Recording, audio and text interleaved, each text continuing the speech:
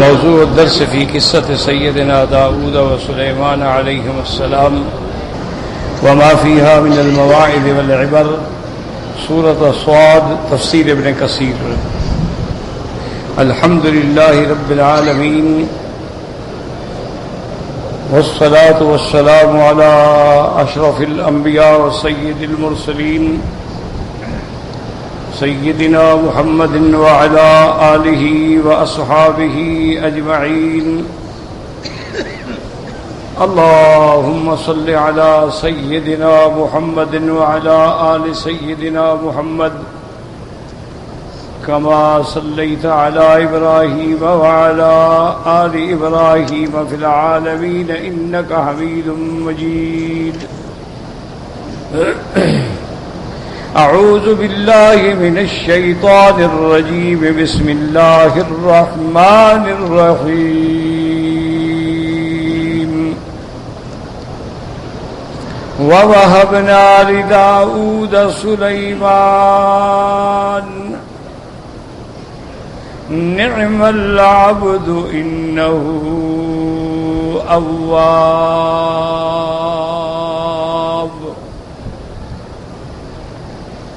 إذ أُرِضَ عليه بالعشي الصافنات الجياد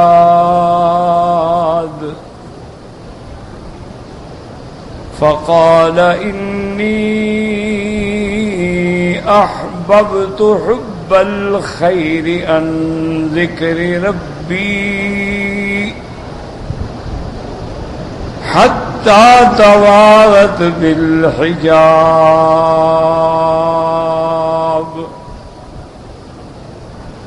ردوها علي فتفك مسحا بالسوق والأعناق. اللہ تبارک و تعالی نے کلام مقدس کی ان آیات مبارکہ میں ذکر فرمایا ہے حضرت داؤد اور حضرت سلیمان علیہ السلام کے بارے میں. اللہ فرماتے ہیں کہ ہم نے داؤد کو سلیمان جیسا بیٹا دیا. وَوَهَبْنَا، ہم نے دیا، لِدَاؤُودَ، داؤد کو بیٹا سلیمان.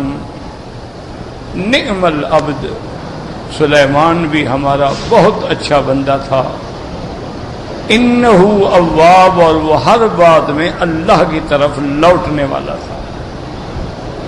اب ان میں مسائل سمجھیں.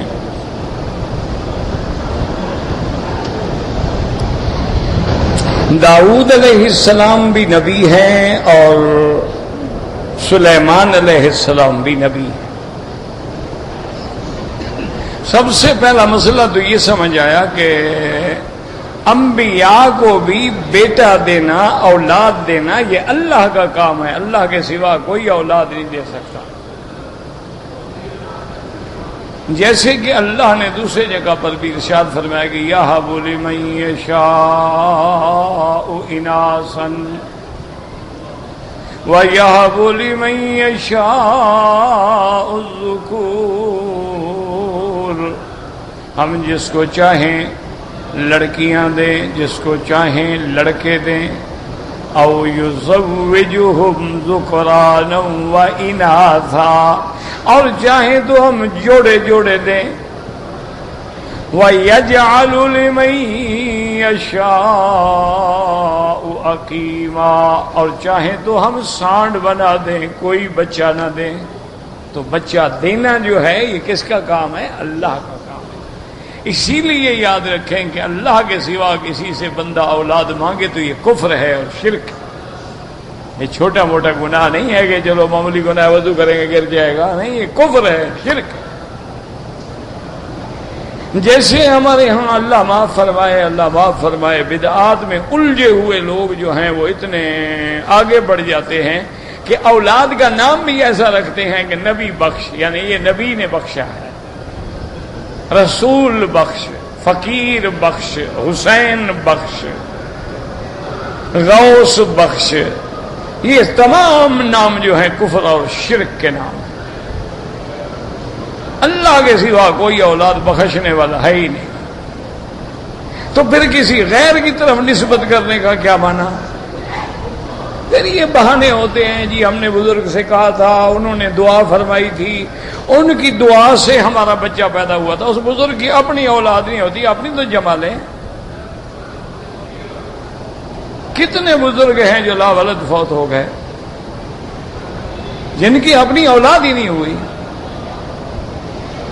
پھر ان کو تو اولاد نہیں ملی، تمہیں اولاد دے دیتے ہیں۔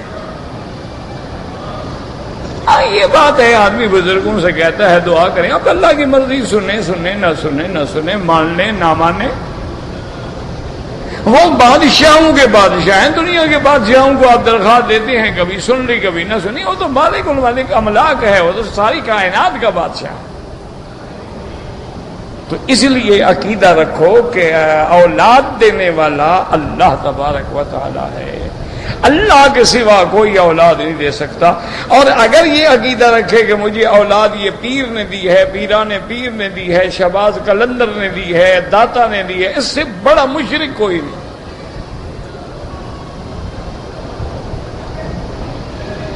اسی طرح پھر نام بھی پیروں والے رکھتے ہیں، غلام غوث، پیرا دتا، یعنی پیروں نے دیا ہے، اللہ نے نہیں دیا اس کو۔ یہ تمام اسماء جو ہیں نام یاد رکھیں شرکیہ۔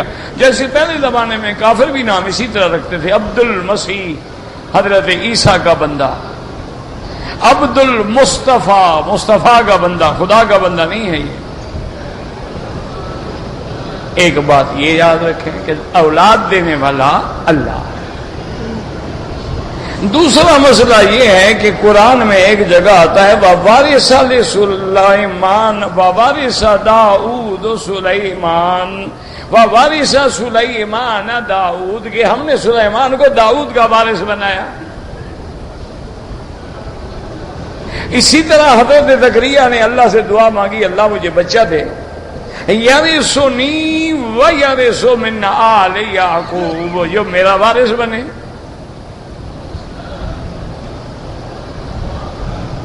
اسی طرح اور بھی بہت ساری آیات ہیں جن میں یہ لفظ آتا ہے، تو ان لفظوں کو سامنے رکھ کر ہمارے شیعہ حضرات جو ہیں، اللہ انہیں بھی اور ہمیں بھی ہدایت دے، وہ یہ مسئلہ لوگوں کے دماغ میں بٹھاتے ہیں کہ دیکھو جی قرآن کا ایک اصولی فیصلہ ہے کہ اللہ نے حکم دیا ہے یوصیکم اللہ فی اولادکم للذکر مثل حظ الانثیین، کہ اللہ اگر تمہیں اولاد دے گا تو لڑکے کے 2 حصے ہوں گے، لڑکی کا 1 حصہ ہوگا۔ یہ قرآن کا حکم ہے۔ اور پھر یہاں ہے کہ اللہ نے سلیمان کو داؤد کا وارث بنایا۔ پھر قرآن کہتا ہے کہ حضرت زکریا نے دعا فرمائی کہ یا اللہ مجھے بچہ دے جو میرا وارث بنے۔ وہ کہتے ہیں کہ جب سلیمان داؤد کا وارث ہے، یحییٰ زکریا کا وارث ہے، ہر بیٹا ہر اولاد بیٹی اپنے باپ کی وارث ہے، تو نبی کی اولاد کو کیوں میراث نہیں ملا؟ یہ مسئلہ وہ لوگوں کے دماغ میں بٹھاتے ہیں کہ جی بڑا ظلم ہوا ہے کہ نبی کی بیٹی ہو اور اس کو میراث نہ ملے۔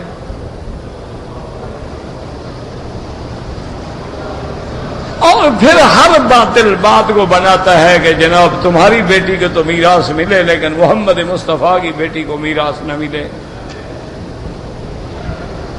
اور پھر دیکھو جی کہ سیدہ فاطمہ الزہرا بنت النبی المصطفیٰ نے درخواست کی، حضرت ابو بکر سے مانگا میراث، حضرت ابو بکر نے نہ دیا۔ تو یہ لوگوں کے دماغ میں بٹھاتے ہیں، اور اس کا نتیجہ کیا نکلتا ہے کہ نعوذ باللہ جب نبی کا میراث کوئی کھا جائے تو اس سے بڑا ظالم کون ہے؟ اس کا معنی یہ ہے کہ وہ صحابہ ظالم تھے، اور بی بی مظلوم تھی۔ یہ باتیں وہ دماغ میں بٹھاتے ہیں، یاد رکھو، لیکن یہ مسئلہ بالکل 100% غلط ہے۔ اس کی وجہ یہ ہے کہ اب مثال کے طور پہ حضرت داؤد کا صرف ایک ہی بیٹا ہے سلیمان، اور اولاد نہیں ہے، یعنی حضرت داؤد کی تو کئی بیویاں ہیں اور کئی اولادیں ہیں، تو یہاں ذکر صرف سلیمان کا کیوں ہے؟ باقی اولاد کو میراث کیوں نہیں ملا؟ میراث ملنا ہے تو ساری اولاد کو ملے، صرف سلیمان کو کیوں ملے؟ اسی طرح یارثنی و یارث من آل یعقوب، اب حضرت زکریا کا وارث اس کا بیٹا بنے، آل یعقوب سارے کیسے وارث بن گئے؟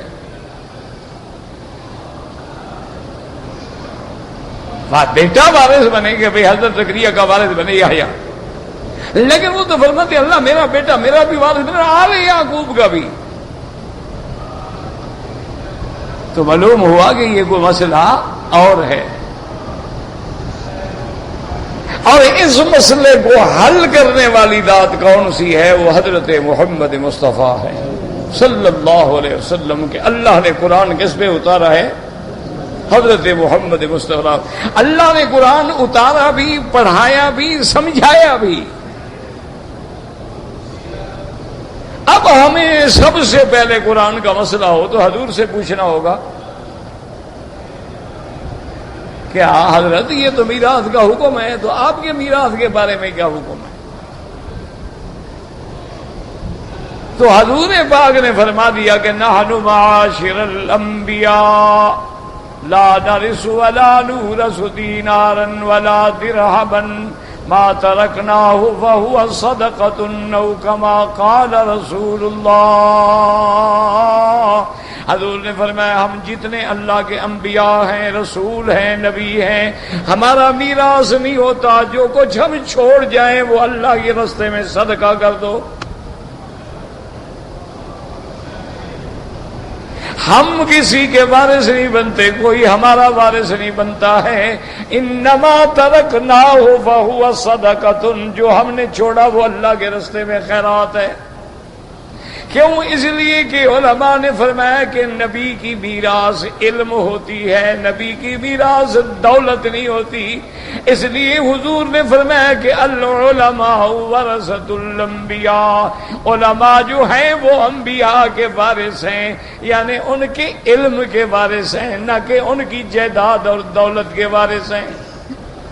اب حضرت داؤد کا وارث علم میں، نبوت میں، شاہی میں، چونکہ حضرت سلیمان بنے، اللہ نے قرآن میں صرف سلیمان کا ذکر فرمایا۔ حضرت زکریا کا چونکہ بیٹا یحییٰ بنا، یا یحییٰ خذ الکتاب بقوۃ، اللہ نے فرمایا ہم نے اس کو کتاب دی، ہم نے اس کو نبی بنایا۔ تو اب زکریا بھی نبی، بیٹا بھی نبی، وراثت نبوت ہے، وراثت علم ہے، وراثت مال نہیں۔ اس لیے جب سیدہ فاطمہ الزہرا رضی اللہ تعالی عنہا و ارضاہا، اللہ کے کروڑوں رحمتیں ہوں سیدہ پہ، آپ نے جب آ کے مطالبہ کیا اپنے والد کے میراث کا، تو سیدنا ابی بکر نے یہی بات عرض کی۔ اس نے کہا یا ابنت رسول اللہ، اللہ کے رسول کی بیٹی تم جانتی ہو میں نے تو ساری جائیداد، سارا تن من دھن تیرے ابے پہ قربان کر دیا، مجھے کیا ضرورت ہے کہ میں تیرا میراث روکوں؟ نے کہا بی بی تم تو جانتی ہو، تم تو سب سے بڑی بیٹی ہو، تم مکے کی زندگی کو بھی جانتی ہو، حضور کی تکلیف والی زندگی کو بھی جانتی ہو، حضور کی امتحان والی زندگی کو بھی جانتی ہو، اور تم یہ بھی جانتی ہو کہ ابو بکر کا سارا مال، ساری دولت، ساری قوت، ساری طاقت، سب کچھ میں نے محمد مصطفیٰ پہ نچھاور کر دیا۔ تو یہ ہو سکتا ہے کہ میں نے جب اپنا سارا مال قربان کر دیا تو نبی کا مال روک لوں گا؟ اصل بات یہ ہے بیٹی، تیرے ابے کا فرمان ہے کہ نحن معاشر الانبیاء لا نرث ولا نورث انما ترکناہ فہو صدقۃ، یہ تیرے ابے کا فرمان ہے، اور میں تیرے ابے کے فرمان سے ایک سینٹی میٹر بھی ادھر نہیں ہو سکتا۔ حضرت بی بی فاطمہ واپس آ گئی۔ اب بخاری روایت فرماتے ہیں، حضرت امام بخاری رحمت اللہ علیہ آتا ہے بعض روایات میں کہ فلم تتکلم، بی بی صحابہ نے پھر ابو بکر سے بات نہ کی. اس سے بھی مخالف یہ دلیل دیتی ہے کہ بی بی ناراض ہو گئی اور ابو بکر سے پھر بات نہ کی. اور حضور فرماتی ہے من اغضبها فقد اغضبنی، جو بی بی فاطمہ کو ناراض کرے اس نے محمد مصطفیٰ کو ناراض کیا. اور آپ نے فرمایا فاطمہ بضعۃ منی سیدہ، فاطمہ الزہرا میرے جگر کا ٹکڑا ہے. من احبها فقد احبنی ومن ابغضها فقد ابغضنی. آپ نے فرمایا فاطمہ میرے جگر کا ٹکڑا ہے، جو اس کو محبوب رکھتا ہے وہ محمد مصطفیٰ کو محبوب رکھتا ہے، اور جو بی بی فاطمہ کو ناراض کرے اس نے محمد مصطفیٰ کو ناراض کیا ہے. اس حدیث کو سامنے رکھتے ہیں کہ دیکھو بی بی نے بات نہ کی. یاد رکھو اللہ کے نبی کی حدیث کو سمجھا کرو. من ابغضها، جو بی بی کو ناراض کرے، اگر بی بی خود کسی غلط بات پہ ناراض ہو جائے اس کے لیے یہ حکم نہیں ہے. اور پھر ابو بکر نے تو ناراض نہیں کیا، اس نے تو ابے کی حدیث سنا دی. اور فلم تتکلم کا معنی یہ ہے کہ جب حدیث آ گئی تو پھر بی بی فاطمہ نے اس موضوع پہ کبھی بات نہیں کی کہ بس حدیث آ گئی بات ختم. جب میرے ابے کا فرمان آ گیا تو بات ختم ہو گئی. جب حضور صلی اللہ علیہ وآلہ وصحبہ وسلم تسلیما کثیرا. نمبر 1. نمبر 2، اگر حضرت ابو بکر نے بھی میراث نہیں دیا، حضرت عمر نے بھی نہیں دیا، حضرت عثمان نے بھی نہیں دیا، تو حضرت علی رضی اللہ عنہ بھی تو بادشاہ بنے ہیں، انہوں نے دے دیا. انہوں نے کیوں نہیں دیا؟ وہ تو پھر خود بادشاہ بن گئے تھے، وہ دے دیتے. وہ تو خود بادشاہ بنے ہیں تو اپنے دور میں تو دے دیتے کہ چلو پہلے لوگوں نے دیاتی کی ہے نہیں دیا، میں تو انصاف کروں نا. اور یاد رکھیں کہ اگر میراث، اچھا اس کا بعض جواب دے دیتی ہیں کہ بی بی فاطمہ ان کی بیوی تھی لہذا کس کو دیتے؟ بی بی فاطمہ تو ان کی بیوی تھی، گھر کا مسئلہ تھا. بی بی فاطمہ گھر کا مسئلہ تھا، لیکن محمد مصطفیٰ کی بیویوں کا میراث کون دے گا؟ اگر ورثہ تقسیم کرنا ہے تو سب کو دو گے کہ صرف لڑکی کو دو گے؟ 8واں حصہ بیویوں کا وہ کہاں ہے؟ حضرت فضل حضرت عباس کا حصہ کہاں ہے؟ یہ کیا مانا ہے کہ میراث تقسیم ہوگا صرف ایک لڑکی کو ملے گا باقی؟ تو سیدھی بات کیوں نہیں مانتے ہو کہ نبیوں کا میراث ہوتا ہی نہیں؟ اللہ نے ان کا میراث علم کو بنایا ہے. اللہ جن کو علم دیتا ہے وہ نبی کے وارث ہوتے ہیں.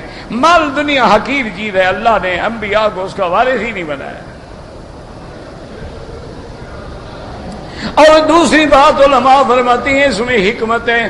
اگر انبیاء کا بھی میراث ہوتا، ان کی اولاد بھی اگر بھولے سے تمنا کر بیٹھتی، جیسے آج کل اولاد کہتی ہے کہ ابا جلدی مرے تاکہ میراث ملے، اگر نبی کے بارے میں بھی کوئی یہ تمنا کر بیٹھتا وہ تو کافر ہو جاتا. اس لیے اللہ نے نبی کا میراث ہی نہیں رکھا ہے کہ نبی کا میراث ہوتا ہی نہیں. اور انبیاء علیہم السلام جو کچھ چھوڑتے ہیں وہ صدقہ ہوتا ہے، تو اس لیے یہ مسئلہ بھی حل ہوا. وَلَقَدْ آتَيْنَا دَاوُودَ وَسُلَيْمَانَ عِلْمًا. اللہ نے فرمایا ہم نے دونوں کو علم کی نوبت دی ہے، ہم نے نبی بنایا، علم دیا، حکمت دی، فہم دی، یہ نہیں کہ دولت دی. اس لیے فرماتے ہیں وَوَهَبْنَا لِدَاوُودَ سُلَيْمَانَ نِعْمَ العبد. کیا اچھا بندہ ہے. یاد رکھو، ایک یہ ہے کہ بندہ تعریف کرے، ایک یہ ہے کہ اللہ تعریف کرے کہ میرا کیسا بندہ ہے. نعم العبد انہ اواب. اس لیے یاد رکھیں ویسے تو ساری مخلوق اللہ کے بندے ہیں. وَعِبَادُ الرَّحْمَنِ الَّذِينَ يَمْشُونَ عَلَى الْأَرْضِ هَوْنًا. اور کہیں فرماتی ہیں یا عبادی الذین اسرفوا علی انفسهم لا تقنطوا من رحمت اللہ. اور کہیں فرماتی ان عبادی لیس لک علیہم سلطان. اللہ نے فرمایا ابلیس ملعون چاہے تو جتنا زور لگا لے لیکن جو میرے بندے ہیں ان پہ تیرا جادو نہیں چلتا، ان پہ تیرا زور کبھی نہیں چلے گا، جو مرضی آئے کر. عبادی میرے بندے. اور یہاں اللہ فرمایا نعم العبد، کیا بہتر بندہ ہے میرا. تو کتنا شان ہوگی اس کی جس کی تعریف اللہ کرے، جس کی تعریف خود خدا کرے کہ کتنا میرا اچھا بندہ ہے. نعم العبد. اچھا یاد رکھے بات کہتی ہے نعم العبد انہ اواب. اس سے مراد حضرت داؤد ہیں، لیکن یہ بات راجے نہیں، چونکہ ضمیر قریبی مرجع کی طرف ہوتا ہے اور قریبی مرجع حضرت سلیمان ہے. داؤد علیہ السلام کا ذکر تو پہلے گزر چکا ہے، اس لیے یہاں مراد حضرت سلیمان ہے. وَوَهَبْنَا لِدَاؤُودَ سُلَيْمَانَ نِعْمَ العبد انہ اواب. اواب مانا لوٹنے والا، رجوع کرنے والا. کیا مانا؟ ہر بات میں اللہ کے حکم کی طرف لوٹتے ہیں، جو اللہ کا حکم ہے اس پہ چلتے ہیں. ہر بات میں اللہ کی طرف لوٹتے ہیں. دکھ آتا ہے، تکلیف آتی ہے، پریشانی آتی ہے، ہر چیز میں اللہ کی طرف لوٹتے ہیں. جنہوں نے اپنا تعلق اللہ سے جوڑ لیا ہے پھر ان کو دنیا میں کسی کی ضرورت نہیں ہوتی ہے. جب بندے کا تعلق براہ راست خالق سے ہو جائے، جب مملوک کا تعلق مالک سے ہو جائے، جب عبد کا تعلق اپنے رب سے ہو جائے، پھر اس کو کسی اور کی کیا ضرورت ہوتی ہے. اللہ اکبر. اس لیے فرماتی ہیں کہ سلیمان جو ہے ہر بات میں اللہ کی طرف لوٹنے والے ہیں. کیا مانا؟ کوئی حکم ہے جو اللہ کا حکم ہے، مسئلہ ہے جو اللہ کا حکم ہے، دکھ ہے، تکلیف ہے، سب اللہ کی طرف ہے. اس لیے یاد رکھیں کہ بندہ جب اپنا تعلق اللہ سے جوڑ لیتا ہے پھر اس کے لیے کوئی بات پریشانی والی نہیں ہوتی. کیوں کہ ذرا تکلیف آئی اس نے فوراً 2 رکعت نماز پڑھی، اللہ سے رجوع لگایا، اللہ سے دعا مانگنی شروع کر دی، بس کام ہو گیا. اس لیے میرے مدنی سرکار نے رحمت دو عالم نے 3 لفظوں میں ساری شریعت ختم کر دی ہے. فرمایا اذا سألت فاسأل من اللہ. آپ نے فرمایا اگر مانگنا ہو تو پھر ایک اللہ سے مانگنا. ان سے کیا مانگنا؟ جو سو جائیں، غافل ہو جائیں، پتہ بھی نہ کریں، رات کو دروازے پہ جائیں، کہیں پیر صاحب آرام میں ہیں، کل آنا، 9 بجے دربار کھلے گا. اب چاہے مرید مر جائے، صاحب کا دربار تو 9 بجے کھلے گا. اللہ فرماتا ہے جب تیرے چوکیدار بھی سو جائیں میں تو سونے سے پاک ہوں. مانگ. کیا مانگتے ہو؟ مانگو مجھ سے. کیا مانگتے ہو؟ میں تو سوتا نہیں ہوں نا، میں تو سونے سے پاک ہوں نا، تیرے بندے سوتے ہیں. اس لیے اللہ فرماتی ہے جب مانگنا ہو، جب مانگنا ہو. حضور نے فرمایا اذا سألت فاسأل من اللہ. اولاد مانگو، رزق مانگو، سکھ مانگو، تکلیفوں سے، پریشانی سے نجات مانگو، اللہ سے مانگو. فرمایا وَإِذَا اسْتَعَنْتَ فَاسْتَعِنْ باللہ. اور جب مدد پکڑو تو اللہ کی مدد پکڑو. یہ نہ سمجھو میری برادری ہے، میری قوم ہے، میرا قبیلہ ہے، میرے پاس سلاح ہے، اسلحہ ہے، ہتھیار ہے. نہ، یہ سب بیکار ہیں. اس کی مدد پکڑو جس کی مدد کبھی بیکار نہیں ہوتی. اذا استعنت فاستعن باللہ واذا توکلت فتوکل علی اللہ. اور جب آسرا کرنا ہو، بھروسہ کرنا ہو، اسی کی ذات پہ کرو جو حی ہے، جو قیوم ہے. اگر تم نے پیروں کا بھروسہ کیا، ان پہ موت آ گئی، پھر کیا کرو گے؟ پیروں کا بھروسہ کیا، خود بیمار ہو گیا، اسپتال میں پڑے ہیں، پھر کیا کرو گے؟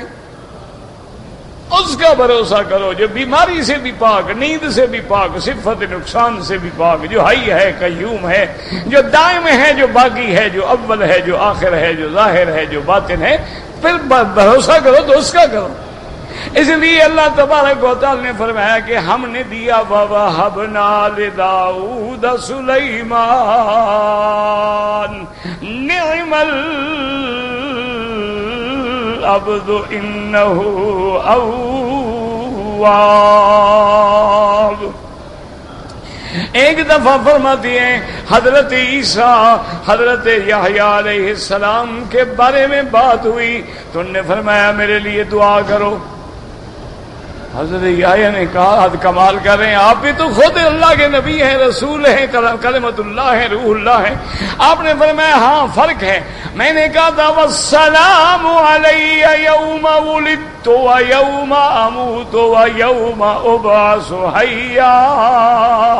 مجھ پہ سلامتی ہے جس دن میں پیدا ہوا، جس دن موت ہوگی، جس دن دوبارہ یہ میں نے کہا تھا. لیکن تیرے بعد تو اللہ نے فرمایا وسلام علیہ یوم ولد ویوم یموت ویوم یبعث حیا. میں نے خود سلامتی کہی، تجھ پہ اللہ نے سلام کہا تو تیری شان زیادہ ہے. تو اس لیے ایک ہوتا ہے نا کہ بندہ کہے جی میں اللہ کا بندہ ہوں تو سارے ہیں. اصل کمال تو یہ اللہ فرمائے یہ میرا بندہ ہے. دیکھو نا کسی سے پوچھو کہ جناب آپ کہاں ہوتے ہیں تو آپ کو پتہ نہیں ہے میں بادشاہ کا خاص نوکر ہوں، ان کے گھر محل پہ میری ڈیوٹی ہے. یہ بھی بڑا اعزاز ہے. لیکن ایک ہوتا ہے کہ بادشاہ کا یار اس کو نہیں جانتے میرا خاص آدمی ہے، خاص ملازم ہے. تو بڑا فرق ہے نا کہ ساری مخلوق کے ہیں ہم اللہ کے بندے ہیں، لیکن اللہ فرماتا ہے یہ میرا بندہ ہے. اس لیے فرمایا نعم العبد انہ اواب اذ عرض علیہ بالعشی صافنات الجیاد. جب اس کے آگے پیش کیے گئے شام میں بڑے اعلیٰ نسل کے گھوڑے، اعلیٰ نسل کے گھوڑے پیش ہوئے. فقال انی احببت حب الخیر عن ذکر ربی. فرمایا میں محبوب رکھتا ہوں محبوب رکھنا لیکن اللہ کے ذکر سے. حتی توارت بالحجاب، سورج ڈوب گیا پردوں میں. ردوہا علی، آپ نے فرمایا واپس لوٹاؤ. فتفق مسحم بالسوق والاعناق. اب آپ شروع ہوئے مسحن بالسوق والاعناق، کاٹنے ان کی پنڈلیاں اور ان کی گردنیں. اب یہ واقعہ جو ہے یاد رکھیں یہ بھی ایک مشکل ترین واقعہ ہے کہ یہ قصہ کیا تھا. مفسرین کرام فرماتے ہیں کہ حضرت سلیمان کو گھوڑے بڑے پسند تھے. اس زمانے میں جہاد بھی گھوڑوں پر تھا تو گھوڑے پالے جاتے تھے، گھوڑے رکھے جاتے تھے، اعلیٰ نسل کے گھوڑے. اور عربی النسل گھوڑا تو دنیا میں مشہور تھا نا. تو حضرت سلیمان کو گھوڑے بڑے پسند تھے. تو ایک دفعہ آپ نے شام کو فرمایا بھی گھوڑے لے آؤ. ملازمین جو تھے وہ آپ کے گھوڑے لے آئے. آپ گھوڑے دیکھتے رہے دیکھتے رہے دیکھتے رہے دیکھتے رہے. خدا کی شان یہ ہے اس میں اتنے منہمک ہو گئے کہ حتی توارت بالحجاب، سورج جو تھا وہ چھپ گیا اور عصر کی نماز کا وقت جو تھا وہ ختم ہو گیا.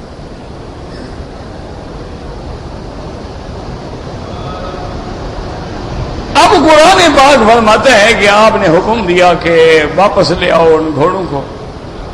ان کو واپس لایا گیا تو آپ نے تلوار سے ان کی کونچیاں اور ان کی گردنیں جو تھیں وہ کاٹ ڈالی.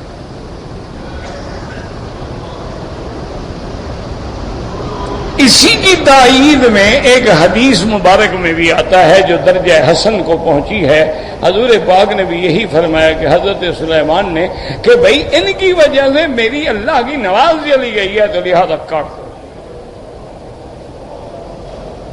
جیسے کہ حضرت ابو طلحہ جو ہیں اپنے باغ میں گئے اور نماز پڑھ رہے تھے اور باغ کے درخت پہ ایک بڑا خوبصورت کوئل بیٹھی تھی. وہ کوئل کوک رہی تھی، اسی میں جو دل لگ گیا نماز سے غافل ہو گئے. انسان ہے نا. تو آپ جب نماز سے فارغ ہوئے تو خیال آیا کہ او لا حول ولا قوت الا باللہ، ایک برندے کی محبت میں الجھ گیا اور اللہ کی نماز سے غافل ہو گیا. فرمایا اس باغ کو بھی خیرات کر دو. نہ باغ ہوتا، نہ برندہ بیٹھتا، نہ میری نماز خراب ہوتی. فرمایا خیرات کر دو. انہوں نے خیرات کر دیا. اسی طرح حدیث مبارک میں یہ بھی آتا ہے کہ میرے آقا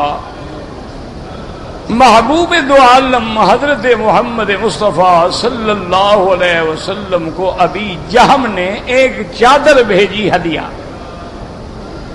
اس چادر میں بڑے نقش و نگار بنے ہوئے تھے، بڑی اعلیٰ قسم کی چادر تھی. حضور نے رکھ لی اور استعمال کی. جب نماز بڑی فارغ ہوئے تو آپ نے واپس کی چادر. فرمایا کہ ابھی جہاں ہم کو واپس کر دو، یہ ہدیہ مجھے نہیں چاہیے. آج ان کے پھولوں میں میری طبیعت جو تھی الجھ گئی اور نماز میں پوری توجہ نہیں ہو سکی. اسی لیے حکم ہے نا کہ یہ گل بوٹے والے مسئلے جو ہیں، پھول وول، یہ بہتر ہے کہ ان پہ آدمی نماز نہ پڑھے، اوپر کوئی سفید کپڑا بچھا دے تاکہ وہ پھول ہی نہ گنتا رہے نا کہ اس قالین میں کتنے ناٹ ہیں، اس میں کتنے پھول ہیں، سفید کتنی ہیں، کالے کتنی ہیں، لال کتنی. نماز تو گئی نا، سفید پیلے کالے میں ہی رہ گیا نا.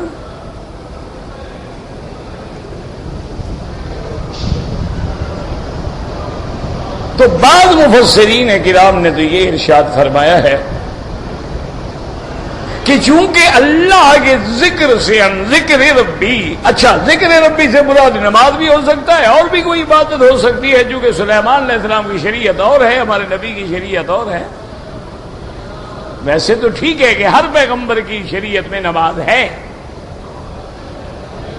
لیکن اللہ عالم ان کے اوقات کیا تھے، رکعتیں کتنی تھیں، فرائض کیا تھے، واجبات کیا تھے، وہ تو ہر شریعت الگ ہے. لیکن اس پہ ایک سوال پیدا ہوتا ہے کہ اللہ کا نبی ہے حضرت سلیمان، اور سلیمان تو بڑے فہم والے تھے، بڑے عقل والے تھے. اور فہمنا سلیمان، ہم نے سلیمان کو فہم دیا. بڑا ایک مشہور واقعہ گزرا ہے حضرت داؤد علیہ السلام کے زمانے میں. دو عورتیں تھیں، دونوں کے بچے تھے، اور دونوں بچے جو تھے ماشاءاللہ ایک ماہ یا دو ماہ کے تھے، بالکل برابر سفر کر رہے تھے. رات کو سارا میں لیٹے، بھگیاڑ آیا، ایک عورت کا بچہ اٹھا کے بھاگ گیا. اب اللہ کی شان یہ ہے کہ جب آنکھ کھلی تو اب دوسری عورت جس کا بچہ، نے کہا یہ میرا بچہ ہے، وہ کہہ نہیں یہ میرا بچہ ہے.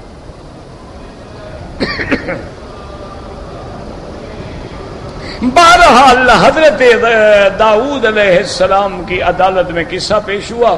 آپ نے دونوں عورتوں کی فریاد سنی. اچھا خدا کی شان ہے، وہ جو جھوٹی عورت تھی نا، وہ تھی بڑی زبان دراز، بڑی لمبی زبان رکھتی تھی. اچھا جھوٹے آدمی جو ہے نا بولنے میں بڑے تیز ہوتے ہیں. سچا آدمی بیچارہ اس نے تو کبھی عدالت نہیں دیکھی ہوتی ہے، وہ گواہی دینے جائے تو پتل ہو جاتا ہے. اور جو آدھی مجرم ہوتے ہیں رات دن گواہی دینے والے، ماشاءاللہ وہ تو مجسٹریٹوں کو کھلاتے رہتے ہیں. اس نے ایسی تقریر کی اور ایسی روئی اور ایسا منظر کھینچا کہ داؤد علیہ السلام نے سمجھا بیٹا اسی کا ہے. تو آپ نے جس کا بیٹا نہیں تھا اس کو دے دیا، اور جو صحیح بیٹے والی تھی اس کو کہا بھاگ جاؤ، تم غلط کہتی ہو، تمہارا بیٹا نہیں. دیکھو وہ چیخ رہی ہے، رو رہی ہے، تم تو چپ کھڑی ہوئی ہو. اب شریف عورت کیا کرے؟ اب یہ دونوں عورتیں، وہ بڑی خوش ہو گئی، چلو مجھے تو بچہ مل گیا نا، اپنا نہ صحیح کوئی اور صحیح، بچہ تو مل گیا نا. باہر جب نکلے، حضرت سلیمان علیہ السلام بچے تھے، ابھی جوانی شروع ہو رہی تھی. انہوں نے دیکھا ایک عورت روتی جا رہی ہے، ایک ناچتی جا رہی ہے. انہوں نے بولا ادھر آؤ، کیا بات ہے؟ انہوں نے کہا ہمارا جھگڑا ہو گیا تھا، بچے پر یہ میرا بچہ ہے، کہتے میرا ہے، وہ کہتی ہے میرا ہے. داؤد علیہ السلام کی آپ کے ابا کی عدالت میں پیش ہوئے، انہوں نے میرے حق میں فیصلہ کرے، خام خواہ ہوتی ہے. انہوں نے کہا اچھا بھائی دیکھو بات سنو، اگر تم راضی ہو جاؤ تو میں تمہارا دوبارہ فیصلہ سن لوں، اپیل سن لوں. انہوں نے کہا ہم راضی ہیں. اچھا وہ جس کے حق میں فیصلہ ہوا تھا اس نے کہا جب باپ نے میرے حق میں کیا ہے، بیٹا میرے خلاف کیسے کر سکتا ہے؟ اور پھر باپ نبی ہے. کہا جی میں بھی راضی ہوں فیصلے کے لیے، آپ کریں فیصلہ۔ تو حضرت سلیمان علیہ السلام واپس آئے اپنے محل میں اور حکم دیا کہ جلاد کو بلاؤ، جو سزائے موت دینے کے لیے رکھے جاتے تھے نا، جلاد بھی تلوار سے گردن اڑاتے تھے، انہوں نے کہا جلاد کو بلاؤ، اور وہ آئے اور چمڑا لے، اور نیچے چمڑے کا ایک بڑا قالین بچھایا جاتا تھا، اس پہ بندے کو قتل کیا، قالین میں لپیٹا اٹھا کے لے گیا تاکہ اس کا خون جو ہے نیچے لگے۔ اس نے کہا جلاد سے کہیں کہ وہ چمڑا بھی لے آئے، تلوار بھی لے آئے اور جلدی آئے۔ جلاد کا نام سن کے تو اب دونوں عورتیں گنگ ہو گئی، پتہ نہیں جلاد کیوں آ رہا ہے بھائی۔ جب جلاد آ گیا تو آپ نے فرمایا کہ ان کی اسے بیٹا لے لو، اس نے کہا ٹھیک ہے بیٹا، تو دے دیا۔ اس نے کہا اس بچے کو بٹھاؤ اس قالین پہ، اور اس کے سر سے لے کر پاؤں تک بالکل ایسا نشان لگاؤ جو درمیان میں ہو، نہ ادھر نہ ادھر، پھر تلوار سے اس کو دو ٹکڑے کرو، ایک اس کو دے دو ایک اس کے دے دو، میں نہیں چاہتا کہ کوئی روتی ہوئی جائے ہمارے دربار سے۔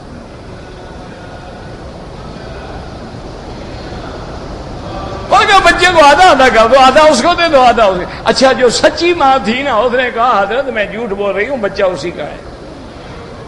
اس نے کہا میرا بچہ مرے تو نہیں نا، چلو زندہ تو رہے نا، کسی کا بیٹا بن کے رہے، کبھی زندگی تو دیکھ تو لوں گی نا کہ میرا بیٹا جوان ہے، لیکن آج اگر قتل ہو گیا مجھے کیا ملا؟ اور نے کہا حضرت میں نے جھوٹ بولا تھا، بیٹا اسی کا ہے، اسی کو آپ دے دیں۔ آپ نے فرمایا پھر سچ اسی نے کہا، اس کو بیٹا تو کہا بھاگ جاؤ۔ جس کو بیٹا تمہارا دو ٹکڑے ہو رہا اور تمہاری آنکھ سے آنسو بھی نہ نکلے، تم ماں نہیں ہو، تم ڈائن ہو، ظالم ہو، تم جھوٹا دعویٰ کر، یہ ہے ماں۔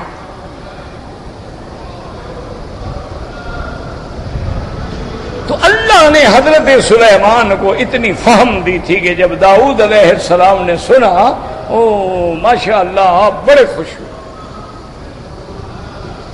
آپ نے فرمایا سلیمان تم نے بڑا اچھا فیصلہ کیا، میرا تو ادھر خیال ہی نہیں کیا۔ اسی طرح ایک آدمی نے کسی آدمی کے فصل میں اس کا ریوڑ تھا، کوئی 50 یا 100 بکریاں تھیں، وہ ساری کی ساری لے آیا، اس کا فصل کھا گیا، اجاڑ گیا۔ حضرت سلیمان علیہ السلام کو شکایت ہوئی اور روتا ہوا آیا، اس نے کہا حضرت میں تو غریب آدمی ہوں، میں نے ہل چلائے، میں نے محنت کی، میں نے بیج ڈالا، میں نے یہ فصل تیار کیا، ابھی جو پکنے کے قریب آئے یہ بکریاں لے کے آیا، سارا فصل اجاڑ گیا۔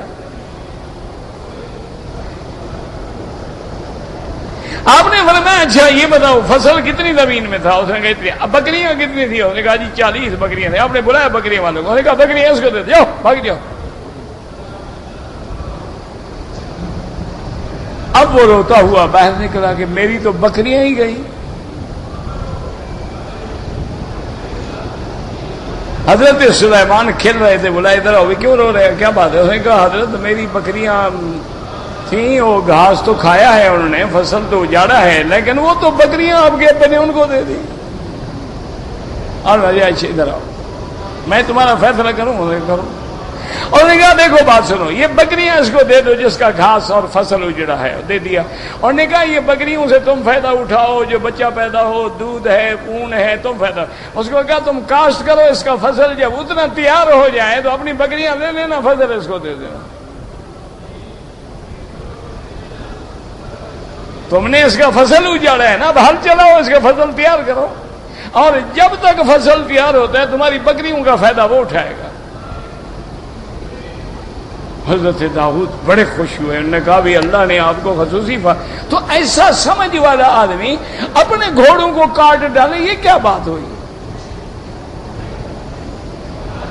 بھئی حضرت سلیمان اور نبی ہے، اور پھر ان گھوڑوں نے کیا قصور کیا ہے؟ اور پھر اللہ کے حلال مال کو کاٹ دو، تلواریں مار مار کے ان کی کونچے کاٹ ڈالو، گردنیں کاٹ ڈالو، کیا مطلب ہوا؟ تو اس کے بارے میں بعض علماء فرماتے ہیں کہ چونکہ ایک حدیث میں بھی یہی تفسیر آئی ہے، تو انہوں نے کہا اصل بات یہ ہے کہ اس زمانے میں جیسے ہم گائے قربانی کرتے ہیں، جانور قربانی کرتے ہیں، بھینس قربانی کرتے ہیں، بکری دمبے قربانی کرتے ہیں، وہ گھوڑے بھی قربان کرتے تھے۔ تو اس زمانے میں گھوڑے بھی قربان کیے جاتے، تو حضرت نے اللہ کے راستے میں قربانی کر دی کہ لوگ گوشت کھائیں، بس لے جائیں، یہ تھوڑا تھا کہ ضائع کر دیا، وہ بھی ایک قربانی تھی کہ اللہ کی، جیسے ابو طلحہ نے باغ صدقہ کر دیا تو گویا حضرت سلیمان نے وہ مال اللہ کے راستے میں ذبح کر کے صدقہ کر دیا کہ بھی اس کی وجہ سے میرا جو ذکر کا خیال تھا وہ ہٹ گیا ہے، لہذا اللہ کے راستے میں صدقہ کر دو، تو اس کا جواب انہوں نے یہ دیا ہے۔ اور ایک قول جو ہے حضرت ابن عباس کا، ایک اور قول بھی آتا ہے، وہ یہ فرماتے ہیں کہ اذ عرض علیہ بالعشی، یاد رکھو عشی کہتے ہیں شام، بالعشی صافنات الجیاد، صافنات مانا گھوڑے اور جیاد مانا بڑے پسندیدہ اعلی نسل کے گھوڑے، کیونکہ گھوڑے جو ہیں نسلیں ہوتی ہیں نا، بعض مشکی ہوتے ہیں، قبیت ہوتے ہیں، ابلک ہوتے ہیں، تو گھوڑوں کی نسلیں ہیں، اور خاص طور پہ جو عربی نسل ہو گھوڑا وہ بڑا وفادار ہوتا ہے اور کبھی اپنے مالک سے غداری نہیں کرتا۔ اللہ نے گھوڑے کو بھی بڑی عجیب سمجھ دیا، آپ راستہ بھول جائیں نا جی، جنگل میں ہے راستہ بھول گئے آپ اس کی لگام ڈھیلی کر کے چھوڑ دیں، وہ خود نکلتے چلتے چلتے تمہیں راستے پہ لے جائے گا۔ اگر خدا نہ کرے حادثہ پیش آ جائے، مالک گر جائے، گھوڑا کھڑا ہو جائے گا، بھاگ کے نہیں جائے گا۔ اسی طرح بعض گھوڑے ایسے سمجھدار ہوتے ہیں کہ مالک زخمی ہو گیا، وہ جا کے بستی سے لوگوں کو بلا کے لے آتے ہیں۔ اللہ نے گھوڑے کے اندر بڑی صفتیں رکھی ہیں، ایسا تو نہیں کہ قرآن نے گھوڑے کی قسمیں کھائی ہیں۔ اچھا، جیسے بندوں کے اندر بعض بندے اعلیٰ نسل ہوتے ہیں اور بعض قبیح نسل ہوتے ہیں، ایسے گھوڑے بھی ہوتے ہیں، ان کے اندر بھی ایسے قسمیں ہوتی ہیں۔ جیسے بندے ہیں نا ماشاءاللہ، وہ ان میں بھی قسمیں ہوتی ہیں کہ یہ اعلیٰ ہے، وفادار ہے، یہ جناب قول و قرار کا پکا ہے، یہ چھوڑو صحیح لغور ہے، بس چھوڑو جی کچھ بھی نہیں، لغور آدمی ہے۔ اسی طرح ہر چیز میں نسلیں، تو صافنات الجیاد مانا اعلیٰ نسل کے گھوڑے۔ حضرت ابن عباس کا ایک قول ہے، وہ یہ فرماتے ہیں فقال انی احببت حب الخیر عن ذکر ربی، وہ فرماتی ہیں کہ میری محبت جو ہے اس خیر یہ بھی اللہ کے ذکر کے لیے ہے، گھوڑے میں کیوں پال رہا ہوں، جہاد کروں گا، گھوڑوں پہ سوار ہو کے جہاد کروں گا، تو گھوڑے سے جو محبت ہے وہ بھی تو اسی کے ذکر کے لیے ہے، اسی کی یاد کے لیے ہے۔ گھوڑے میں اپنے لیے تو نہیں پال رہا، میں نے کوئی سرکس میں تو نہیں بھگانے، میں نے گھوڑوں سے کوئی ڈانس تو نہیں کروانے، میں نے گھوڑوں سے کوئی جھمرے تو نہیں ڈلوانی، میں نے تو گھوڑوں سے بھی جہاد کرنا ہے۔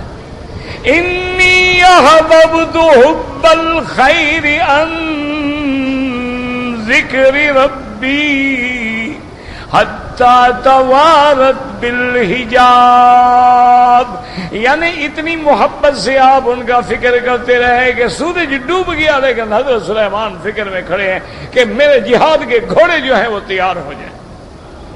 اچھا وہ چلے گئے، ردوہا علی، واپس لے آؤ، فاتفق مسعا بالسوق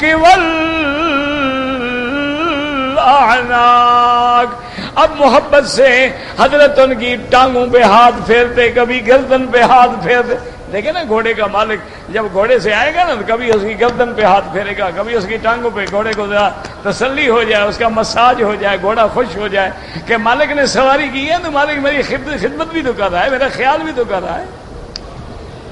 مجھے بھی کبھی کبھی گھوڑے کے بارے میں بڑی ایک بیماری ہوتی تھی، ایک علاقہ تھا، اب یاد بھول گئی مجھے اس کی، وہ آباد پور کا علاقہ، تھانہ آباد پور تھا میرے خیال میں، وہیں کا ایک ذمہ دار تھے، ان کے پاس بڑی اعلیٰ نسل کی گھوڑی تھی، تو وہاں جب بھی کوئی جلسے پہ مجھے تقریر کے لیے دعوت دیتے، میں کہتا پہلے ملک فقیر سے وہ گھوڑی لے کے آؤ گے اڈے پہ تو میں جلسے پہ آؤں گا، ورنہ میں نہیں آؤں گا۔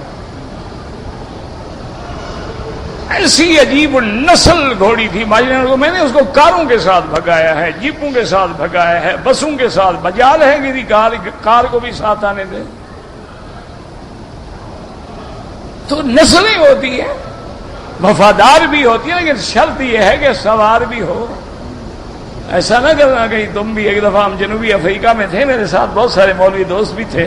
انہوں نے ہمیں گھوڑے دکھائے. ان کو پتا تھا نا کہ یہ مولوی نہیں بلوچ بھی ہے، ٹھرکی آدمی ہے، اس کو گھوڑے شوڑے کی بھی ٹھڑک ہے. تو وہ گھوڑے شوڑے لے کے آئے بیچارے بڑے اعلیٰ سے دکھانے کے لیے. تو اس میں ایک ہوتے ہیں لٹل ہارس، اس کو کہتے ہیں، چھوٹے چھوٹے گھوڑے ہوتے ہیں، ان کو لٹل ہارس کہا جاتا ہے. تو وہ میرے ساتھ ایک مولوی صاحب کا کہنے لگا، مکی صاحب میں تو اس چھوٹے گھوڑے پہ چڑھوں گا. میں نے کہا یہ سب سے بڑا شیطان ہوتا ہے، اس پہ نہ بیٹھنا. وہ کہتے ہیں مکی صاحب آپ ڈراتے، اتنا تھا تو گھوڑا اتنا تھا، کیا کرے گا؟ شیطانی کرے گا، میں اتر جاؤں گا بس، بھاگ جائے گا اور کیا کرے گا. تمہاری مرضی، لیکن میرا مشورہ مانو تو اس پہ نہ بیٹھو. تم کسی اصیل گھوڑے پہ چڑھو. تم زندگی میں کبھی گھوڑے پہ تو چڑھے نہیں ہو. کہتا ہے نہیں حضرت مجھے اسی گھوڑے پہ چڑھایا. میں نے کہا ٹھیک ہے. میں نے ان کو کہا، وہ دادا فیملی کے لوگ تھے، بڑی لوگ ہیں. تو انہوں نے کہا کہ ہم تو لے آئے ہیں، جو مرضی آئے، جو جس کو جو دل چاہے استعمال کرے. تو وہ مولوی صاحب جناب بڑے اکڑ پکڑ کے ٹوپی شوپی کو ٹھیک کر کے جناب ایسے بڑا، تو گھوڑے نے جناب لگائی چھلانگ، مولوی صاحب کی ٹوپی ادھر اور مولوی صاحب ادھر. یہ تو شکر ہے کہ اس کی ٹانگیں رکاب میں نہ پھنسی، وہ تو مر جاتا مولوی، وہ تو مر ڈالتا. وہ تو بڑا شیطان گھوڑا ہوتا ہے. تو اب جناب مولوی صاحب اٹھ کے بیٹھے ہیں، کہتے ہیں مکی صاحب آپ نے ٹھیک کہا تھا. اصل میں بات یہ ہے، آپ بزرگ آدمی ہیں نا، میں نے آپ کا کہنا نہیں مانا تو مجھے سزا مل گئی. میں نے کہا یہ نہیں کہ گھوڑا شیطان تھا، میری طرف سے سزا مل گئی آپ. او حضرت یہ نسل ہی ایسی ہوتی ہے، اب تم نہیں جانتے تو میں کیا کروں. یہ میری کوئی بزرگی شدرگی کرامت نہیں ہے. یہ گھوڑا خبیث تھا، تم نالائق تھے. تم کبھی گھوڑے کے کیا گدھا پہ بھی نہیں بیٹھے، کیوں بیٹھ گئے گھوڑے پر؟ تو کہتا ہے جی بس میں نے تو توبہ کر لی، مجھے تو ابھی گھر بھجوائے، میری تو ہڈی پسلی ایک ہو گئی ہے. میں نے کہا یہ اور بے وقوفی نہ کرو، ابھی آرام سے لیٹ جاؤ. اس کو گولی شروع کھلائی اور لٹا دیا. پھر وہ دودھ منگوایا، اس میں تھوڑی ہلدی ملدی ڈالی، وہ جو ہمارے دیہاتی علاج ہوتے ہیں. تو پھر 2-3 گھنٹے اس کو کپڑا شپڑا، پھر جا کے وہ بیچارہ ٹھیک. یہ تو دیکھیں نا، آپ اونٹنی پہ سوار کر رہے ہو، روہی میں جا رہے ہوں، سب سے بڑی دشمنی ہوتی ہے کہ جب آدمی اترے اس کو چارپائی پہ بٹھا دو، بس بندہ اکڑ گیا. ورنہ روئی کے سفر کے بعد لازم ہے کہ آپ ریت پہ بیٹھیں، ریت پہ لیٹیں، ریت پہ سوئیں، چارپائی پہ کبھی نہ بیٹھیں، اور سارا بدن اکڑ جائے گا. اب مولویوں کو تو یہ پتہ ہوتا نہیں، ہم تو گناہگار لوگ ہیں نا، ہم صرف مولوی تو نہیں ہے نا. اللہ بنا دے مولوی، وہ قادر ہے، اور ہم ہیں تو نہیں. ابھی تو ہم طالب بھی نہیں بنے. اللہ قادر ہے کہ مولوی بنا دے، اور علماء کی قدموں میں اللہ تبارک و تعالی ہمیں بھی شامل کر لے. وما ذلک علی اللہ بعزیز، اللہ کے آگے کیا مشکل ہے.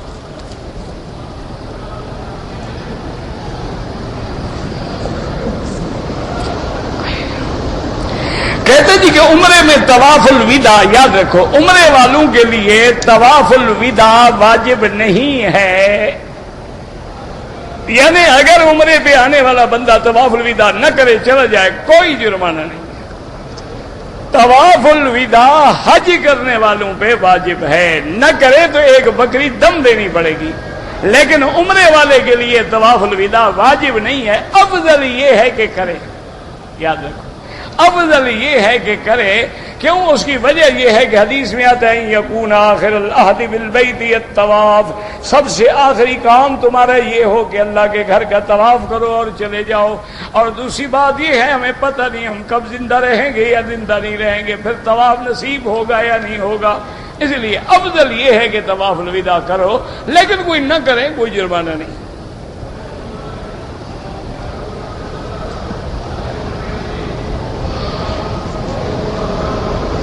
کہتے تھی کہ کرسی کے اوپر بیٹھے، یار کرسی خطرناک ہوتی ہے، اعتبار نہیں ہوتا. میں فقیر آدمی، نیچے ٹھیک ہوں. اونچی جگہ سے گرو نا، چوٹ زیادہ لگتی ہے. یہ نیچے بیٹھے ہیں، آپ بھی نیچے، ہم بھی نیچے، ہم فقیر. اوپر علماء بیٹھتے ہیں. میں کوئی عالم تھوڑا ہوں، میں تو طالب العلم ہوں.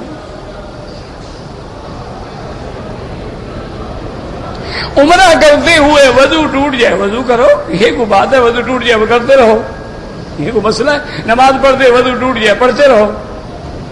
یہ تو عقل کا بدلہ ہے. اللہ نے عقل بھی دیا ہے، اس میں کوئی بھوسا بھرا ہوا ہے. بھائی وضو ٹوٹ گیا، وضو کرو، پھر شروع کرو.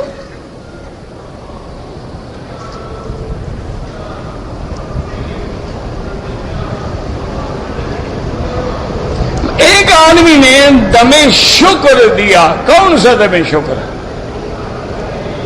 وضاحت کرو نا. ایک ہوتا ہے حج تمتع کیا، یعنی عمرہ کیا پھر حج کیا، اس میں جو دم دیں گے مینا میں اس کو دم تمتع بھی کہتے ہیں، اس کو دم شکر بھی کہتے ہیں. آپ نے دم شکر دیا اللہ، اور پیسہ نہیں دے سکتے ملک میں. لازماً یاد رکھو اللہ نے جہاں حکم دیا ہے کہ ہدیم بالغ الکعبۃ، لازم جانور ذبح ہوگا. یہ لوگوں کی دشمنوں کی باتیں ہوتی ہیں. عجیب مسلمان سال میں جاتے ہیں 2-2 لاکھ بکریاں ذبح کرتے ہیں، ضائع ہو جاتی ہیں. وہ جناب پیسہ اگر غریبوں کو دے دیں، دیکھو کتنا بھلا ہو جائے. تم ایک دن سگریٹ پینا چھوڑ دو، غریبوں کا کتنا بھلا ہو جائے. اگر پوری دنیا میں ایک دن صرف سگریٹ چھوڑ دو، ایک دن کے لیے کتنے ارب بچ جائے گا. تم سگریٹ کے لیے نہیں چھوڑ سکتے ہو، ہم اللہ کا حکم بدل ڈالیں. دوسری بات یاد رکھو، صدقہ جسم کا بھی ہوتا ہے، صدقہ روح کا بھی ہوتا ہے. ہم جو مال دیتے ہیں، زکوٰۃ دیتے ہیں، وہ جسم کا صدقہ ہے. روح کا صدقہ یہ ہے کہ روح والا جانور دیا جائے. اس لیے ہمارے لیے قربانی بھی ہے اور حج کی بکری بھی ہے.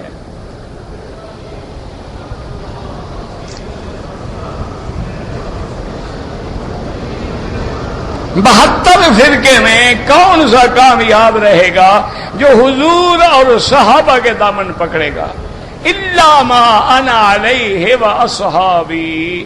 اگر صحابہ کا منکر ہے وہ بھی نجات نہیں، اگر حضور کا منکر ہے وہ بھی نجات نہیں.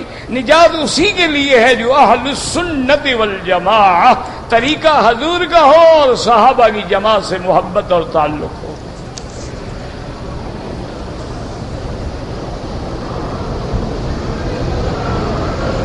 عورتوں کو احرام کی حالت میں فیس پیس لگا کر، پتہ نہیں فیس پیس کیا ہوتا ہے، بہرحال ایسے کپڑا ڈالیں کہ چہرے کو بھی نہ لگے اور پردہ بھی رہے.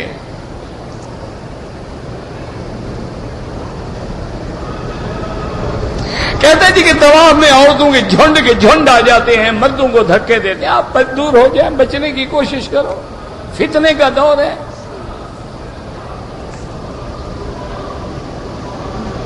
اگر موبائل میں گھنٹی کے بجائے ہم قرآن شریف کی آیت بھر دیں یا اذان بھر دیں یا حضور کی کوئی دعا مبارک بھر دیں، بالکل حرام ہے. اس کی وجہ یہ ہے کہ تم نے قرآن کو گھنٹی بنا دیا. ایک دوسری بات یہ ہے کہ آپ لیٹرین میں بیٹھے ہیں اور کسی نے کال کیا تو قرآن شروع ہو گیا، اس کا گناہ کا کس پر ہے؟ بالکل ناجائز. سیدھی سادھی گھنٹی رکھو، میوزک بھی نہ رکھو اور کوئی چیز نہ رکھو. حرم شریف میں موبائل اس کو بالکل سائلنٹ پہ رکھو، آواز نہ آئے، گھنٹی نہ آئے.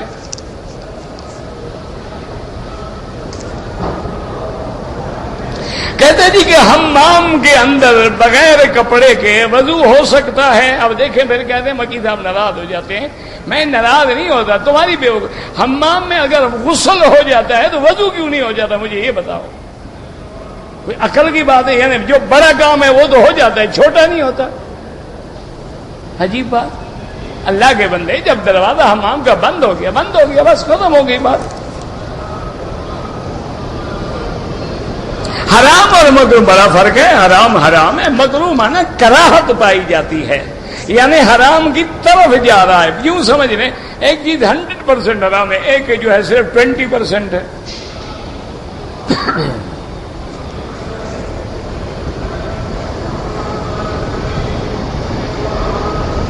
کہتے جی کہ کوئی ایسی حدیث ہے کہ 3 طلاق ہوں اور اس کو ایک شمار کیا جائے. مجھے تو نہیں ملی، جو کہتے ہیں ان سے پوچھیں، ان کے پاس اللہ عالم کوئی حدیث ہو، ہمیں نہیں ملی.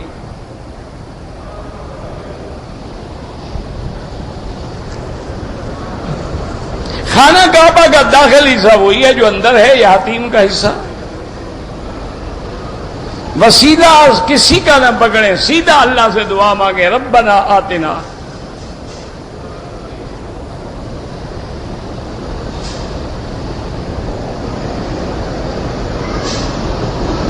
اگر مرد نے احرام نہیں باندھا، دم پڑ گئی، عمرہ بھی کرے اور دم بھی دے، اور دے بھی مکے میں، اپنے ملک میں نہیں۔